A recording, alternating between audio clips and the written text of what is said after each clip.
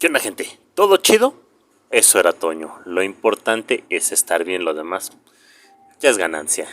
El día de hoy vengo a seguir tirando mi veneno contra un partido político tan honesto y siempre preocupado por el bien de los mexicanos. Bueno, eso por lo menos es lo que dicen los comerciales todos rancios, donde habla Alito Moreno. Imagínense qué tan mal está ese partido que su líder es Alito Moreno, un personaje que ya ni los mismos puristas lo quieren.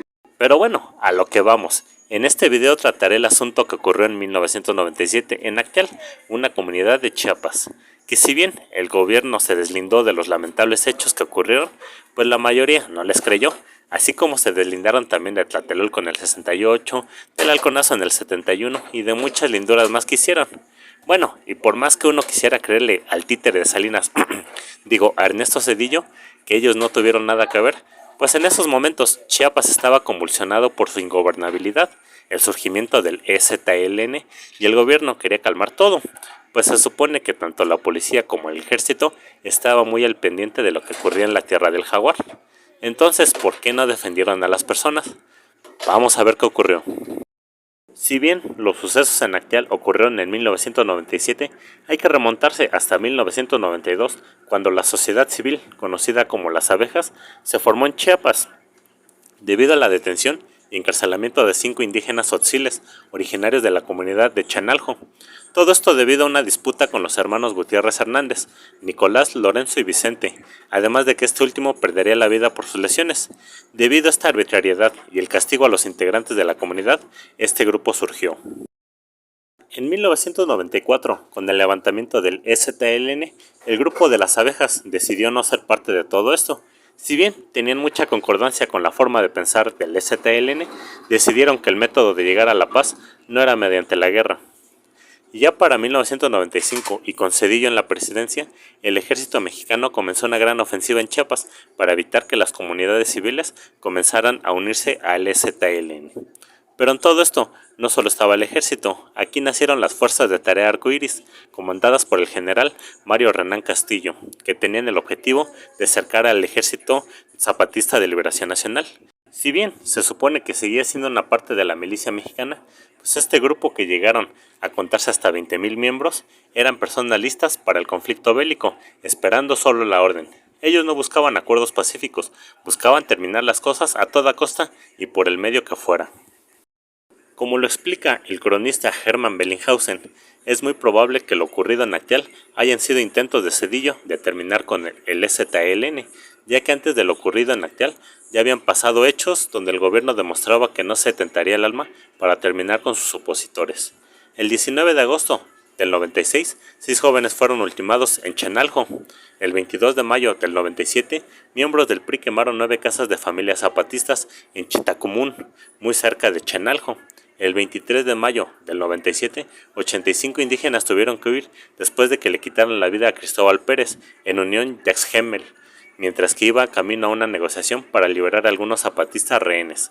Sin embargo, el gobierno nunca investigó todo esto, a pesar de que meses después el cuerpo de Cristóbal aparecería separado de su cráneo.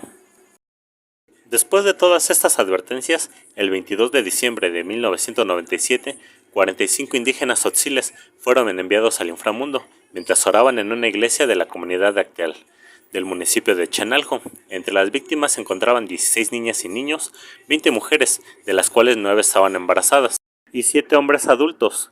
Los responsables de esos actos tan bárbaros fueron un grupo paramilitar que se oponía al EZLN.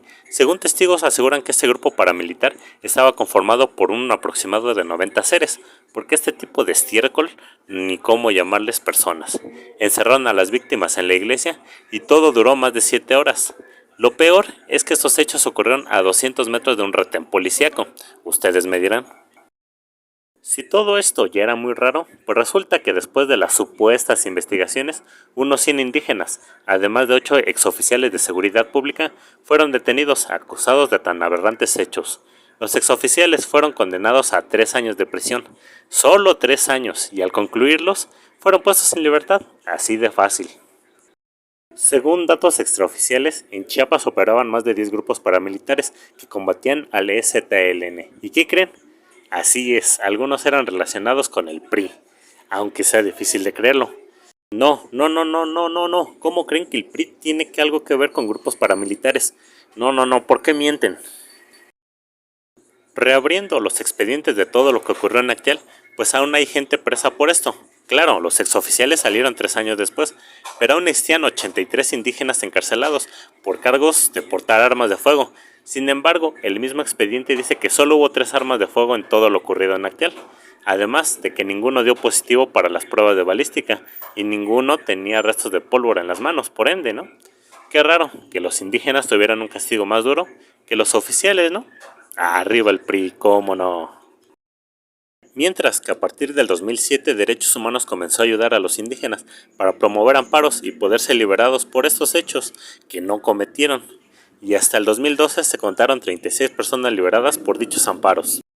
Mientras que por el otro lado están los que culpan al Estado, ya que el 4 de mayo de 1999, la mismísima Oficina de Defensa de los Estados Unidos en México mandaba un telegrama a la DIA, Defense Intelligence Agency, apuntando que el ejército mexicano dio apoyo directo a los grupos paramilitares en Chiapas. Uno de los apoyos ocurrió en Acteal.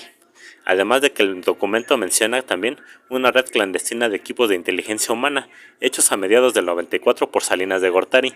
Estos equipos se encargaban de infiltrarse en las comunidades indígenas y recabar datos de los lugares donde el STLN tenía apoyo para posteriormente poder ir sobre los puntos marcados. El 2 de marzo del 2005, la Corte Interamericana recibió una denuncia presentada por la sociedad civil Las Abejas que atribuyen al Estado la culpabilidad por los hechos de Acteal, debido a que las fuerzas de seguridad nunca actuaron para detener todo lo que estaba pasando.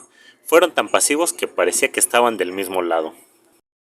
Mientras que en 2011, en New Haven, en Connecticut, Estados Unidos, se presentó una demanda civil contra Ernesto Zedillo, argumentando la responsabilidad de este tipo en los hechos y sus actitudes constituían crímenes de lesa humanidad. Zedillo, por su parte, dijo que todo eran calumnias y finalmente el gobierno gabacho desechó la demanda, dándole inmunidad al expresidente de México, después de que el mismísimo gobierno mexicano pidiera a los gabachos tirarle paro a Zedillo. Ahora ven por qué los gobiernos del PRI y del PAN se le empinaban a los gringos siempre que los gabachos querían, y de paso nos empinaban a todos, pues ya debían muchos favores que tenían que pagar. Finalmente, tuvo que venir un gobierno que sí piensa en el pueblo para pedir perdón por los hechos y asumir la responsabilidad del Estado.